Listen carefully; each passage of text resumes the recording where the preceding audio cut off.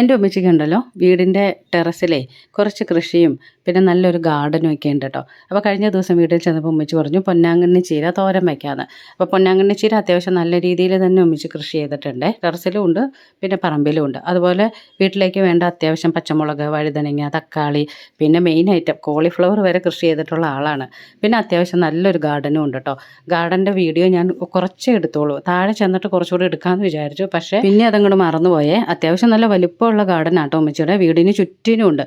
എവിടെ പോയാലും ഉണ്ടല്ലോ, 2 തണ്ട് ചെടിയില്ലാതെ ഉമ്മച്ചി വീട്ടിലേക്ക് വരത്തില്ല. അപ്പോൾ ചീരയൊക്കെ കഴുകി അരിഞ്ഞെടുത്തിട്ടുണ്ട്. പിന്നെ കടുക് പൊട്ടിച്ചിട്ട് അതിലേക്ക് സവാളയും പച്ചമുളകും ഇട്ട് വഴറ്റി തേങ്ങയും കൂടി ഇട്ടിട്ട് ചീര ഇടാമെന്ന് വിചാരിച്ചു. അപ്പോഴാണ് നേരത്തെ ഉമ്മച്ചി വേവിച്ച് വെച്ചിട്ടുണ്ടായിരുന്നു ചക്കക്കുരു തോരൻ വയ്ക്കാൻ വേണ്ടിയിട്ട്. അപ്പോൾ എന്നാൽ പിന്നെ ഇത് രണ്ടും കൂടെ മിക്സ് ചെയ്യാമെന്ന് വിചാരിച്ചിട്ട് വേവിച്ച ചക്കക്കുരു ഇട്ട് ഇളക്കിയതിന് ശേഷം അതിലേക്ക് ചീരയും കൂടി ഇട്ടു.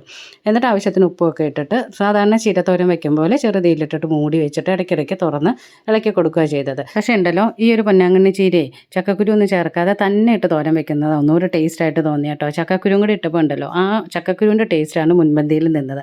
അപ്പോൾ ഈ ഒരു ചീര കൂട്ടിയിട്ടുള്ളവരും ഇല്ലാത്തവരും ഒന്ന് കമൻറ്റ് ചെയ്യണേ.